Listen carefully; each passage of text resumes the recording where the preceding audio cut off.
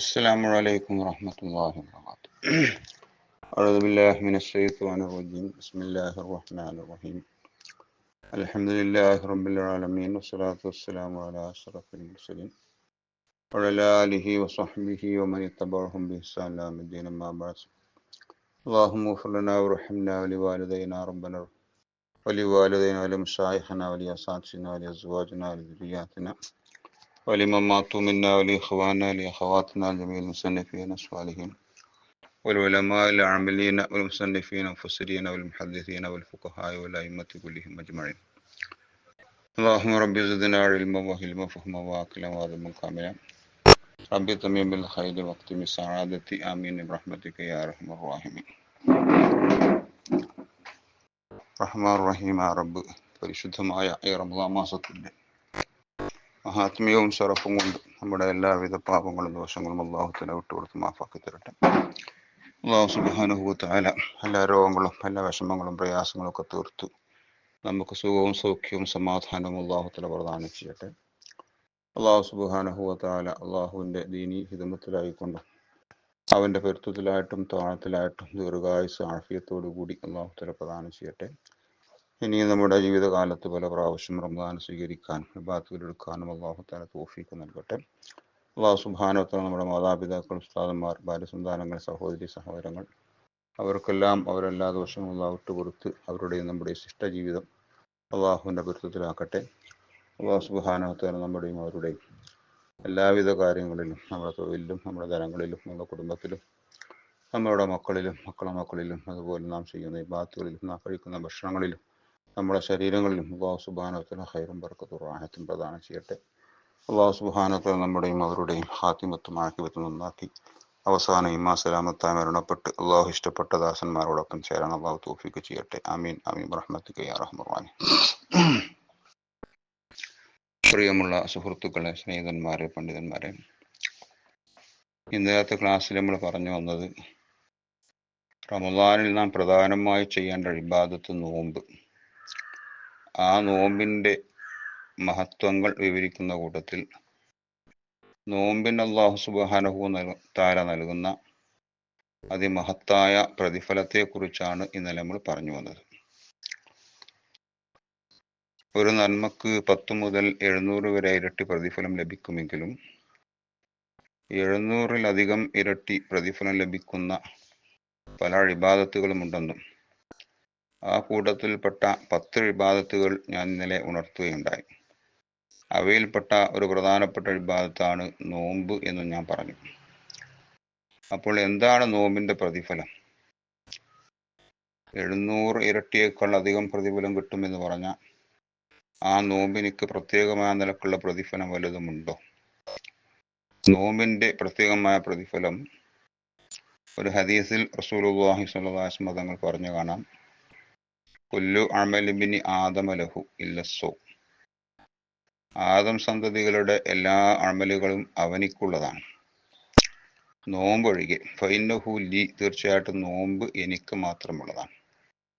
ഇങ്ങനെ അല്ലാഹു തആല പറയാൻ കാരണം, നോമ്പല്ലാത്ത മറ്റു ഇബാദത്തുകളൊക്കെ ജനങ്ങൾ കാണാനും ജനങ്ങൾ അറിയാനും അത് മുഖേന അവനെ ജനങ്ങൾ പുകഴ്ത്തുക അല്ലെങ്കിൽ പ്രശംസിക്കുക, ജനങ്ങളുടെ ഇടയിൽ അവനിക്ക് ഒരു സ്ഥാനം കിട്ടുക പോലത്തെ ഐഹികമായ പല നേട്ടങ്ങളും അതുകൊണ്ട് അവൻ ഉദ്ദേശിച്ചിട്ടില്ലെങ്കിലും ഉണ്ടായിത്തീരുമെങ്കിലും നോമ്പ് അങ്ങനെയല്ല. അത് പരമരഹസ്യമായ ഒരു ഇബാദത്താണ്. അത് അള്ളാഹുവും അവനുമായി മാത്രം അറിയുന്ന ഒരു ഇബാദത്താണ്. ഒരാൾക്ക് നോമ്പുണ്ടോ ഇല്ലേ എന്ന് മറ്റൊരാൾക്ക് ഒരിക്കലും വിലയിരുത്താൻ കഴിയില്ല. കാരണം ചില ആളുകൾ നോമ്പ് കാലത്ത് ചില ആളുകളെ നമ്മൾ കാണുമ്പോൾ വിചാരിക്കും അവൻ്റെ നോമ്പാണ് എന്ന്.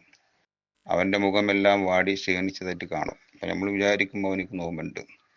യഥാർത്ഥത്തിൽ അവനിക്ക് നോമ്പുണ്ടാവുകയില്ല. സാധാരണ കഴിക്കുന്ന അതേപോലത്തെ ഭക്ഷണം കഴിക്കാൻ അവന് കഴിയാത്തതിൻ്റെ പേരിൽ വന്ന ക്ഷീണവും തളർച്ചയുമായിരിക്കും അവൻ്റെ മുഖത്ത് പ്രതിഫലിക്കുന്നത്. ആ സമയത്ത് ചില ആളുടെ മുഖത്തേക്ക് നോക്കിയാൽ നല്ല തിളക്കവും പ്രകാശവും നല്ല ഉന്മേഷവും ഊർജവും അവൻ്റെ മുഖത്ത് കാണാൻ കഴിയും.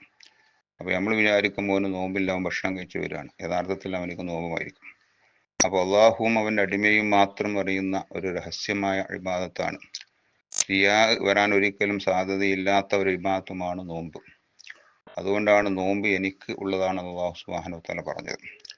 എന്നിട്ട് അള്ളാഹു പറയുന്നു അന അജ്സി ബിഹി, ആ നോമ്പിനൊക്കെ പകരം ഞാനാണ് പ്രതിഫലം കൊടുക്കുക എന്ന്. ഞാനാണ് പ്രതിഫലം കൊടുക്കാതെ പറഞ്ഞതിന്റെ അർത്ഥം എന്താണ്? ഞാൻ കണക്കല്ലാത്ത പ്രതിഫലം അതിന് കൊടുക്കും എന്നാണ്.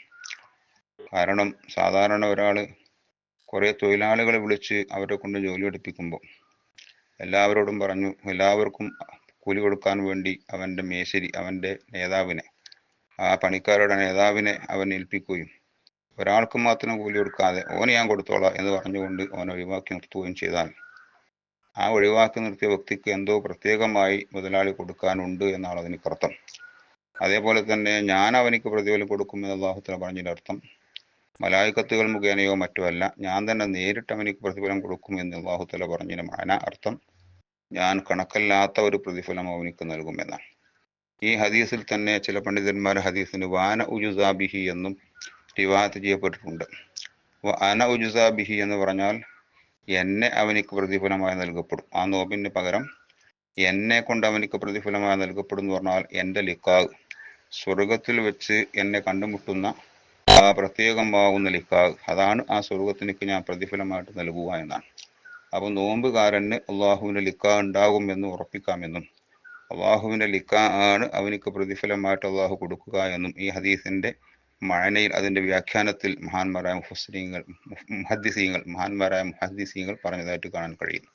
അപ്പോൾ അള്ളാഹുവിൻ്റെ ലിഖാഹ് ആണ് അതിനൊക്കെ പ്രതിഫലമായിട്ട് കാര്യമായി ലഭിക്കുക എന്ന് ഹദീസ് അറിയിക്കുന്നുണ്ട്. മറ്റൊരു ഹദീസിൽ അല്ലാഹു റസൂൽ പറഞ്ഞു, ഇന്ന സൗമ യൗമിൻ മിൻ അശ്ഹുരിൽ ഹുറമി, യുദ്ധം ഹറാമായ മാസങ്ങൾ ഏതെങ്കിലും ഒരു മാസത്തിൽ ഒരു ദിവസം നോമ്പ് നോൽക്കൽ.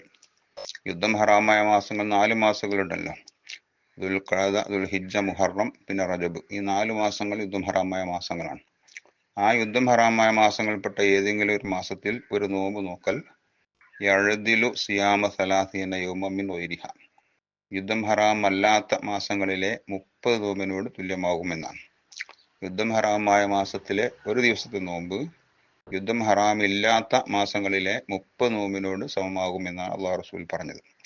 എന്നിട്ട് അള്ളാഹു റസൂൽ പറയുന്നു വസൗമു യൗമിൻ മിൻ റമളാന, റമളാനിലെ ഒരു ദിവസത്തെ നോമ്പ് യഅ്ദിലു സലാസീന യൗമൻ മിൻ അശ്ഹുരിൽ ഹുറമി, അത് യുദ്ധം ഹറാമായ മാസങ്ങളിലെ 30 നോമ്പിനോട് സമമാകുമെന്നും. റമളാനിൽപ്പെട്ട ഒരു നോമ്പ് യുദ്ധം ഹറാമായ മാസങ്ങളിലെ 30 നോമ്പിനോട് സമമാകുമെന്നും യുദ്ധം ഹറാമായ മാസത്തിലെ ഒരു നോമ്പ് യുദ്ധം ഹറാമില്ലാത്ത മാസങ്ങളിലെ 30 ദിവസത്തോട് സമമാകുമെന്നും മറ്റൊരു ഹദീസിലും കാണുന്നു. ഇങ്ങനെ നോമ്പിന്റെ പ്രതിഫലം വളരെ വണ്ണമായിട്ടും വളരെ മഹത്തരമായ നിലക്കും പല ഹദീസുകളിലും പല നിലക്കും വിവരിച്ചത് കാണാം. മാത്രമല്ല, നോമ്പുകാരനായി കഴിഞ്ഞാൽ ആ നോമ്പുകാരനോട് ബന്ധപ്പെട്ട കാര്യങ്ങളൊക്കെ അവനക്ക് ഇബാദത്തായിട്ട് മാറുകയാണ്. അവൻ്റെ നോമ്പ് എന്ന് മാത്രമല്ല, ആ നോമ്പുകാരനുമായി ബന്ധപ്പെടുന്നതൊക്കെ അവനക്ക് ഇബാദത്തായിട്ട് മാറുകയാണ്. മഹാനരായ റസൂലുള്ളാഹി സ്വല്ലല്ലാഹു അലൈഹി വസല്ലം തങ്ങൾ പറഞ്ഞില്ലേ, നൗമുൽ അഅബിദി സ്വാഇമി, നോമ്പുകാരനായ ഒരു ആരാധകന്റെ ഉറക്ക് പോലും ഇബാദത്തുൻ, അവനക്ക് ഇബാദത്താണ്. നോമ്പുകാരൻ ഒന്നും ചെയ്യാതെ ഒരു ദിക്റോ അല്ലെങ്കിൽ തസ്ബീഹോ ഖുർആനോത്തോ ഒന്നുമില്ലാതെ അവൻ കിടന്നുറങ്ങിയാൽ അവൻ്റെ ആ ഉറക്ക് പോലും അവനക്ക് ഇബാദത്തായിട്ട് എഴുതപ്പെടും. വനഫസുഹു തസ്ബീഹുൻ, മാത്രമല്ല അവൻ ശ്വസിക്കുന്ന ഓരോ ശ്വാസോച്ഛ്വാസങ്ങളും അവനിക്കൊരു തസ്ബീഹ് ചൊല്ലിയ പ്രതിഫലം എഴുതപ്പെടും. സുബ്ഹാനല്ലാഹ് സുബ്ഹാനല്ലാഹ് എന്ന തസ്ബീഹ് ചൊല്ലിക്കൊണ്ടിരിക്കുന്ന അതേ കൂലിയും മഹത്വവും അവൻ്റെ ഓരോ ശ്വാസങ്ങൾക്കും അല്ലാഹു തആല എഴുതും. അമലുഹു മുദാഅഫുൻ, അവൻ ചെയ്യുന്ന എല്ലാ ആരാധനകൾക്കും ഇരട്ടി ആ പ്രതിഫലം ലഭിക്കും. അവൻ നിസ്കരിച്ചാലും, അവൻ സക്കാത്ത് കൊടുത്താലും, അവൻ സദഖ ചെയ്താലും, അവൻ മറ്റുള്ള നല്ല കാര്യങ്ങൾ പറഞ്ഞാലും ദിക്ർ ചൊല്ലിയാലും, അവൻ ചെയ്യുന്ന ഏതേത് അമലും ആ അമലിനൊക്കെ സാധാരണ ചെയ്യുന്ന അമലിനേക്കാളും ഇരട്ടിയായ പ്രതിഫലം അല്ലാഹു തആല അവന് കൊടുക്കും. മാത്രമല്ല ദുആഹു മുസ്തജാബുൻ, അവൻ്റെ ദുആക്ക് ഉത്തരം ലഭിക്കുകയും ചെയ്യും. നോമ്പുകാരൻ തുറന്നാൽ ആ ദുആക്ക് അല്ലാഹു സുബ്ഹാനഹു വ തആല ഉത്തരം നൽകുകയും ചെയ്യും. സലാസത്തുൻ ലാ തുറദ്ദു ദഅവതുഹും, 3 ആളുകളുടെ ദുആ തട്ടപ്പെടുകയില്ല എന്നാണ് മറ്റൊരു ഹദീസിൽ നബി സല്ലല്ലാഹു അലൈഹി വസല്ലം പറഞ്ഞത്. ഏതാ 3 ആളുകൾ? ഒന്ന് ദഅവത്തു സ്വായിമി ഹീന അഫ്തറ, നോമ്പുകാരൻ നോമ്പ് തുറക്കുന്ന അവസരത്തിൽ അവൻ ദുആ ചെയ്യുന്ന ആ ദുആനെ ഒരിക്കലും തട്ടപ്പെടൂല. നമ്മൾ നോമ്പെല്ലാം തുറക്കുന്ന സമയത്ത് ഒരുങ്ങി നിന്ന്, നോമ്പെല്ലാം ബാങ്ക് കൊടുക്കുന്ന സമയത്ത് നോമ്പ് തുറന്ന് അല്ലാഹുമ്മ ലക സുംതു അലാ റിസ്ഖിക അഫ്തർതു എന്ന ദുആയും ദഹബൽ ലമഉ അബ്സലത്തുൽ അറൂഖു വസബത്തുൽ അജ്റു ഇൻഷാ അല്ലാഹ് എന്ന ദുആയും ദുആ ചെയ്തതിനു ശേഷം പിന്നെ ദുന്യവിയും മുഹറമിയുമായ എന്തെങ്കിലും ഒരാവശ്യത്തിന് വേണ്ടി, ഹലാലായ ഒരാവശ്യത്തിന് വേണ്ടി ദുആ ചെയ്താൽ ആ ദുആനെ അള്ളാഹു തആല തട്ടുകയില്ല, അത് അള്ളാഹു തആല സ്വീകരിക്കുമെന്നാണ് സ്വാദിഖും മസ്തൂക്കുമായ റസൂലുള്ളാഹി സ്വല്ലല്ലാഹു അലൈഹി വസല്ലം തങ്ങൾ നമ്മെ പഠിപ്പിച്ചത്.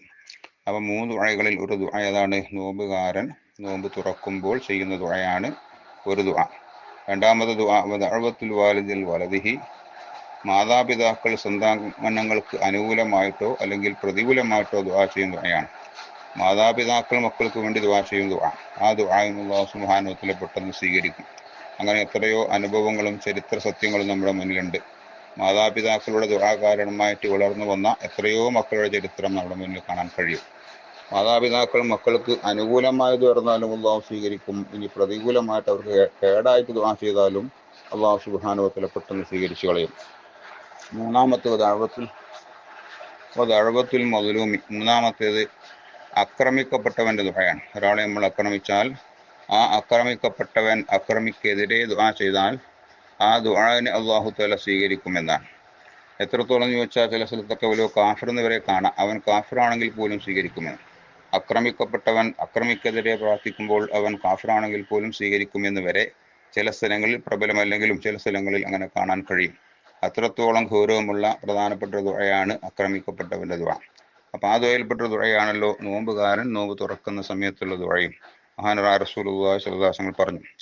അതുകൊണ്ട് തന്നെ അബ്ദുല്ലാഹി ഇബ്നു ഉമർ റളിയല്ലാഹു അൻഹു നോമ്പ് തുറന്ന ഉടനെ, നമ്മൾ പറഞ്ഞ അല്ലാഹു മലക്കു സുംത്തൊക്കെ ചൊല്ലിയതിന് ശേഷം നോമ്പ് തുറന്ന ഉടനെ ബഹുമാനപ്പെട്ട ഉമർ റളിയല്ലാഹുവിന്റെ മകൻ അബ്ദുല്ലാഹി ഇബ്നു ഉമർ മുഹിസുന്ന എന്ന പേരിൽ അറിയപ്പെട്ട മഹാനവറുകൾ ദുആ ചെയ്യാറുണ്ടായിരുന്നു. എന്ത്? അസ്അലുക ബിറഹ്മതികല്ലതി വസിഅതു കുല്ല ശൈഇൻ അൻ യഗ്ഫിറ ലി എന്ന് ദുആ ചെയ്യാറുണ്ടായിരുന്നു. അസ്അലുക, അല്ലാഹുവേ നിന്നോട് ഞാൻ ചോദിക്കുന്നു, ബിറഹ്മതിക, നിന്റെ റഹ്മത്തിനെ മുൻനിർത്തിക്കൊണ്ട് ഞാൻ ചോദിക്കുന്നു, അല്ലത്തി വസിഅതു കുല്ല ശൈഇൻ, എല്ലാ വസ്തുക്കളിലേക്കും വിശാലമായി കിടക്കുന്ന നിന്റെ റഹ്മത്തിനെ മുൻനിർത്തിക്കൊണ്ട് നിന്നോട് ഞാൻ ചോദിക്കുന്നു, അൻ യഗ്ഫിറ ലി, എൻ്റെ എല്ലാ ദോഷങ്ങളും നീ പൊറുത്തിരണേ റബ്ബേ. ഇങ്ങനെ ഒരു ദുആ ബഹുമാനപ്പെട്ട അബ്ദുല്ലാഹി ഇബ്നു ഉമർ റളിയല്ലാഹു അൻഹു നോമ്പ് തുറന്ന ഉടനെ സാധാരണ ചെല്ലുന്ന ദുആകൾ കഴിഞ്ഞതിന് ശേഷം അദ്ദേഹം ദുആർക്കാറുണ്ടായിരുന്നു. അസ്അലുക ബിറഹ്മതികല്ലതി വസിഅതു കുല്ല ശൈഇൻ അൻ യഗ്ഫിറ ലി. അതുപോലെ തന്നെ അനസ് ഇബ്നു മാലിക് റളിയല്ലാഹു അൻഹു റിപ്പോർട്ട് ചെയ്ത ഹദീസിൽ നബി സല്ലല്ലാഹു അലൈഹി വസല്ലം പറഞ്ഞതായിട്ട് കാണാം. അല്ലാഹു റസൂൽ പറയുന്നു, മൻ ഖാല ഖുബൈല അൻ യുഫ്തിറ, നോമ്പ് തുറക്കുന്നതിൻ്റെ അല്പം മുമ്പ് ഒരാൾ പറഞ്ഞാൽ, അപ്പം നോമ്പ് തുറക്കാൻ വേണ്ടി അവൻ ഒരുങ്ങി തയ്യാറായിട്ട് നിൽക്കുമ്പോൾ നമ്മളുടെ ദിക്റല്ലോ സുബ്ഹാനല്ലാഹി വബിഹംദിഹി സുബ്ഹാനല്ലാഹിൽ അലീം വബിഹംദിഹി അസ്തഗ്ഫിറുല്ലാഹ് എന്ന ദിക്റൊക്കെ ചൊല്ലിക്കൊണ്ട് നോമ്പ് തുറക്കേണ്ട സമയം പ്രതീക്ഷിച്ചുകൊണ്ട് അങ്ങനെ ഇരിക്കുന്ന ഒരു സമയമുണ്ടല്ലോ. ആ സമയത്ത് നോമ്പ് തുറക്കുന്നതിൻ്റെ അല്പം മുമ്പ് ഒരാൾ പറഞ്ഞാൽ എന്ത് പറയുന്നു? യാ അലീമു യാ അലീമു യാ അലീമു യാ അലീമു എന്ന് 3 വട്ടം പറയണം. യാ അലീമു യാ അലീമു യാ അലീമു അന്തൽ അലീമു അല്ലദീ ലാ ഇലാഹ ഗൈറുക്, അന്തൽ അലീമു ലാ ഇലാഹ ഗൈറുക് യഗ്ഫിരിദ് ദംബൽ അലീം യഗ്ഫിരിദ് ദംബൽ അലീം ഫഇന്നഹു ലാ യഗ്ഫിറു ദംബൽ അലീമ ഇല്ലൽ അലീം എന്ന് ദുആ ചെയ്താൽ, സ്വല്ലല്ലാഹു പറയാണ്, ഈ ദുആ നോമ്പ് തുറക്കുന്നതിൻ്റെ അല്പസമയം മുമ്പ് പറഞ്ഞാൽ ഖറജ മിൻ ദുനൂബിഹി, അവൻ്റെ എല്ലാ പാപങ്ങളിൽ നിന്നും അവൻ പുറത്തു പോകും. കയൗമ വലദത്തു ഉമ്മുഹു, അവൻ്റെ ഉമ്മ അവനെ പ്രസവിച്ച ദിനം പോലെ എല്ലാ ദോഷങ്ങളിൽ നിന്നും പുറത്തുപോയി അവൻ പരിശുദ്ധനായി തീരുമെന്നാണ്. ഈ ദുആ നോമ്പ് തുറക്കുന്നതിന് അല്പം മുമ്പ് പറയാം. എങ്ങനെ? യാ അലീമു യാ അലീമു യാ അലീമു അന്തൽ അലീമു അല്ലദീ ലാ ഇലാഹ ഗൈറുക് യഗ്ഫിരിദ് ദംബൽ അലീമ ഫഇന്നഹു ലാ യഗ്ഫിറു ദംബൽ അലീമ ഇല്ലൽ അലീം. ഇതാണ് പറയേണ്ട ദുആ. ഈ ദുആ അവൻ നോമ്പ് തുറക്കുന്നതിന് അല്പം മുമ്പ് തുറക്കാൻ വേണ്ടി തയ്യാറായിട്ട് ഇങ്ങനെ സജ്ജമായിട്ട് നിൽക്കുമ്പോൾ അവൻ തുറന്നാൽ അവൻ്റെ എല്ലാ പാപങ്ങളിൽ നിന്ന് അവൻ പുറത്തു പോകും, ഉമ്മ പ്രസവിച്ച ദിവസം പോലെ എന്നാണ്. അപ്പം നോമ്പിനിക്ക് ഇത്രയും പ്രത്യേകതയും മഹത്വവുമുണ്ട് എന്ന് നമ്മൾ മനസ്സിലാക്കണം. മാത്രമല്ല നോമ്പിൻ്റെ ലക്ഷ്യം തന്നെ തെക്കുവയാണല്ലോ എല്ലാ വിജയത്തിൻ്റെയും നിദാനം. മദാറുകുല്ലി സആദ, എല്ലാ വിജയത്തിൻ്റെയും അടിത്തറ തെക്കുവയാണ്. തെക്കുവയില്ലാതെ ആർക്കും വിജയിക്കാൻ കഴിയില്ല. തെക്കുവയില്ലെങ്കിൽ വളരെയധികം നാശനഷ്ടങ്ങൾ അവനിക്ക് വരാൻ പോകും. ഇന്നമായ തഖബ്ബലുല്ലാഹു മുത്തഖീൻ, അല്ലാഹു തആല തെക്കുവ ഉള്ളതെന്ന് മാത്രമേ അമലുകൾ സ്വീകരിക്കൂ എന്ന് വരെ ഹദീസിൽ വന്നിട്ടുണ്ടല്ലോ. അപ്പോൾ തെക്കുവ എന്ന് പറഞ്ഞാൽ